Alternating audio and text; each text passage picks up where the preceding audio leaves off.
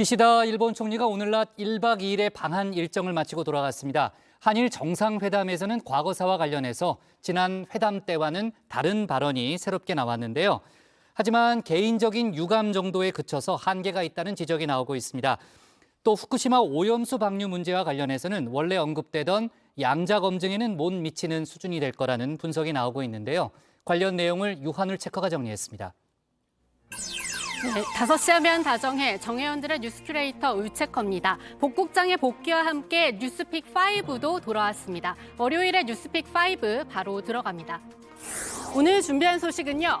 개인적 유감, 검증 말고 시찰, 두 번째 영장, 일가족 참변, 지겨워로 가져왔습니다.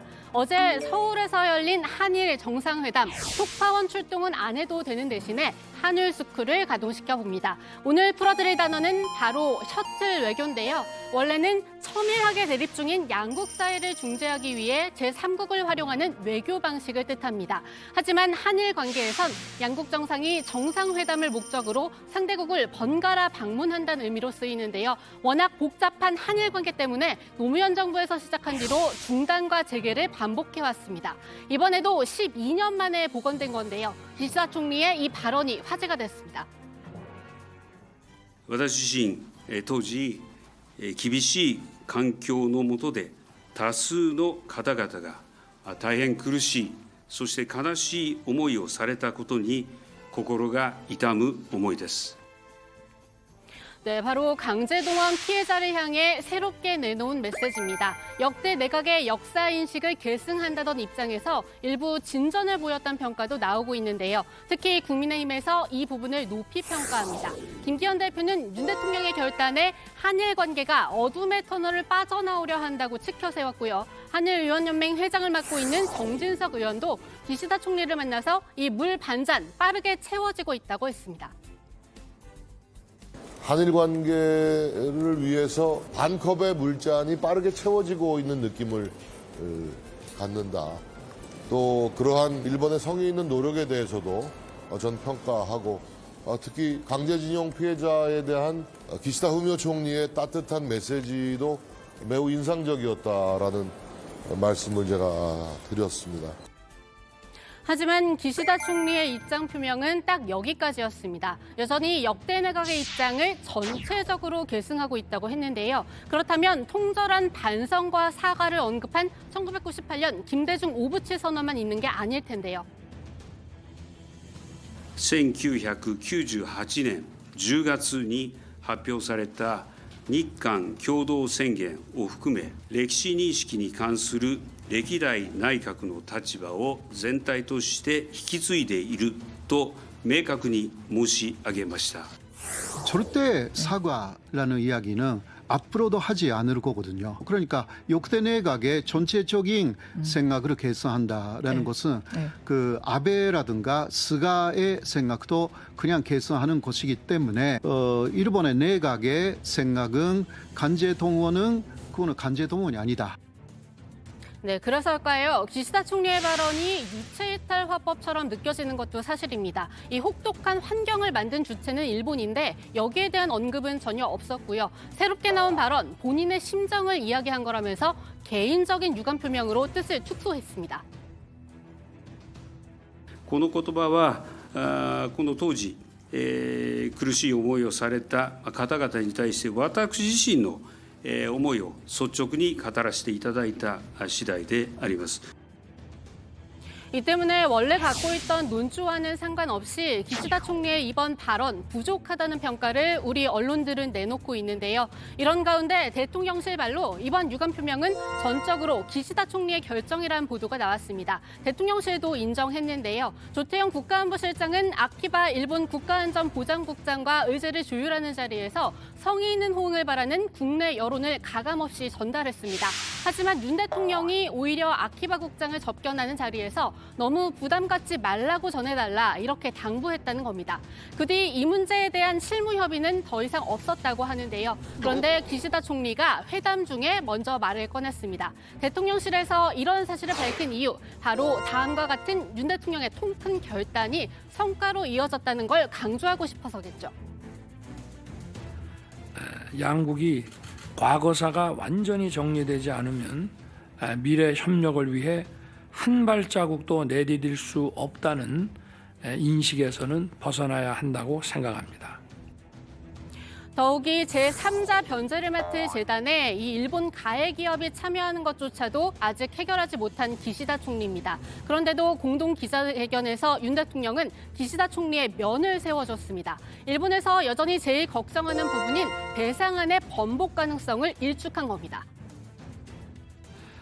우리가 발표한 해법은 65년 그 청구권 협정과 또 2018년 법원의 판결을 동시에 충족하는 절충안으로서 법적 완결성을 지닌 유일한 해결책입니다. 현재 15분의 승소자 중에 10분이 판결금을 수령한 상태입니다. 네, 지금 들으신 발언에서 이 디테일로 들어가 보면요. 이 판결금을 수령했다는 표현을 두고서 다음 같은 지적이 가능한데요. 한국과 일본은 보편적 가치를 공유한다고 했잖아요. 예.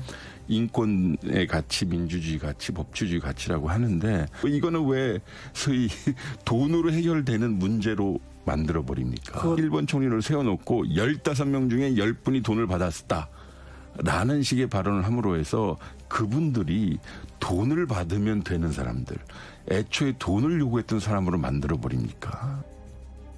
여권에서는 이런 디테일보다는 경제 안보 협력이라는 이 큰 그림을 봐야 한다고 반박하고 있습니다. 하지만 여기에 대해서 재반박은 여권에서 나옵니다. 경제 안보 협력 좋다, 좋은데 과거사에 대한 결론까지 독단적으로 내리지는 말라는 겁니다.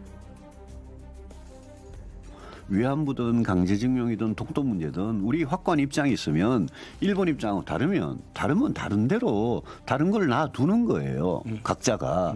그러면서 경제와 안보를 협력하는 거는 저는 좋다 이겁니다. 그런데 과거사 정리 안 되면 한 발자국도 못 나가니까 내가 과거사는 내 방식대로 해버리겠다. 그거는 곤란하다 이런 뜻이죠. 두 번째 픽은 검증 말고 시찰입니다. 이번에는 지난주 운용했던 회담 픽에서 계속 짚어드렸던 후쿠시마 오염수 문제를 정리해 볼 텐데요. 한일 정상은 후쿠시마 오염수 한국 시찰단을 현장에 파견하는 데 합의했습니다. 정부는 관련 부처 관계자와 산하기관 전문가로 꾸린 시찰단을 오늘 23일에서 24일 파견합니다. 과학에 기반한 객관적 검증이 이루어져야 한다는 우리 국민의 요구를 고려한 의미 있는 조치가 이루어지기를 바랍니다. 韓国の方々に理解を深めていただくため、今月、東電福島第一原発への韓国専門家現地視察団の派遣をお受けすることといたしました。 그런데 여기서 기시다 총리의 발언을 보면요. 이 시찰단 파견을 받아들이기로 했다고 했습니다. 우리 정부가 요청한 사항이라는 점을 이 표현을 통해 강조한 것으로 보이고요. 그러면서 일본은 국제원자력기구 IAEA의 검증에 따라 움직일 거라는 점도 시사했습니다. 6月には IAEA の最終報告書が取りまとめられることが予定をされています。この報告書もしっかり受け止めた上で、我が国は国内の手続きを進めていきたいと思います。 네, 이 IAEA 검증이 일본한테는 나쁠 게 없다는 점은 지난주에 설명해 드렸었죠. 사실상 방류라는 결론을 이미 내린 상태에서 우리 정부가 후쿠시마 현장을 둘러보는 셈인데요. 게다가 이 검증도 아니고 사찰도 아니고 시찰입니다. 따라서 우리의 시찰단 파견이 오히려 일본의 명분을 만들어주는 거라는 비판이 나옵니다.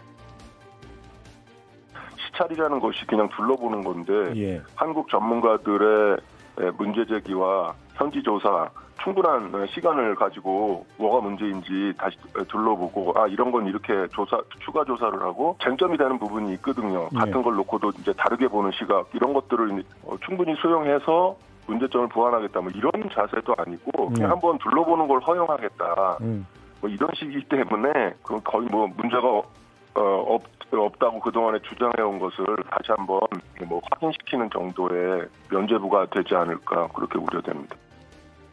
그리고 최종적으로 이번 정상회담 테이블에 오르지는 않았지만 후쿠시마산 수산물 수입 문제에도 영향을 끼칠 수 있다는 전망이 나옵니다. 2019년 우리나라는 수산물 수입 금지와 관련한 WPO 항소심에서 1심을 뒤집고 최종 승소했는데요. 당시 항소심은 판단의 기준을 바로 수산물을 둘러싼 생태와 환경에 뒀기 때문입니다. 그런데 시찰단이 가서 이 생태와 환경에 문제가 없다는 데 힘을 실어줘 버리면 이 판결의 논거가 흔들린다는 겁니다. 따라서 시찰을 갈 시간에 이 2년 동안 일본에서 받은 오염수 자료나 잘 분석해서 결론부터 내리라는 목소리가 나옵니다. 우리 대한민국 국민들의 먹거리와 안전에 상당히 큰 영향을 미칠 것으로 당연히 예측이 됩니다. 정확한 자료에 의해서 사실 조사를 하고 또 안전한지 여부에 대해서 객관적 검증을 거치는 것이 필요한 것이지 잘 흘러가나 안 가나 어떻게 방출하고 있나 이런 걸 지켜본다는 게 무슨 의미가 있겠습니까? 네, 다음 픽은 두 번째 영장으로 가져왔습니다. 2021년 민주당 전당대회 당시 이 송영길 대표 당선을 위해 9,400만 원을 살포하라고 지시 권유하고 이 금품을 제공한 혐의를 받고 있죠. 강래구 전 수자원공사 상임감사에 대한 두 번째 구속영장 실질심사가 지금 진행 중입니다. 영장 재청구됐는데 입장 혹시 있으실까요? 증거인멸 정황 포착됐다던데 어떠신가요? 판사님께 성실하게 말씀드리겠습니다.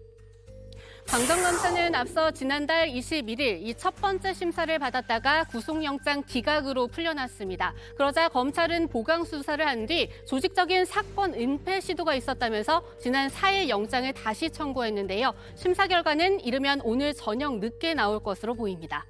네, 오늘의 네 번째 픽, 일가족 참변입니다. 지난 주말 미국 텍사스주의 한 교회 쇼핑몰에서 총기 난사 사건이 벌어졌습니다. 15명의 사상자가 나온 가운데 그중 4명이 미국 국적인 한인교포 일가족인 것으로 확인됐습니다. 조모 씨와 강모 씨 부부와 이들의 3살 자녀는 숨졌고 5살짜리 자녀는 크게 다쳐서 병원에서 치료를 받는 중입니다. 현장에서 사살된 범인은 33살 남성인데요. 범행 동기는 아직 밝혀지지 않았지만 온라인상에서 극우 극단주의 활동을 한 사실이 확인됐다고 CNN이 보도했습니다. 네, 마지막 픽으로는 지겨워 살펴보고 갑니다. 영국의 찰스 3세, 현지 시간 7일 대관식을 열고 정식으로 왕위에 올랐습니다. In his name and after his example, I come not to be served but to serve. 네, 65년을 기다린 왕관을 드디어 쓰게 되는 순간이었는데 5분 더 기다리기 힘들었던 탓일까요? 영국 스카이뉴스가 독순술 전문가의 분석이라면서 보도했는데요. 찰스 3세 이 대관식 시작을 기다리다가 우리는 절대 제 시간에 못 맞출 것이라면서 지겨워라는 입모양이 포착됐다고 했습니다. 찰스 3세 지난해에는 이 서명 중에 펜에 잉크가 손에 흘러내리자 짜증을 내서 구설에 오르기도 했죠. 이와 더불어 의전병력으로 행사에 투입된 군인들이 풀썩 쓰러지는 모습들이 포착되면서 계속 뒷말을 낳고 있습니다. 네, 오늘의 뉴스픽은 여기까지입니다. 들어가서 원픽 뽑겠습니다. 뉴스픽 5였습니다.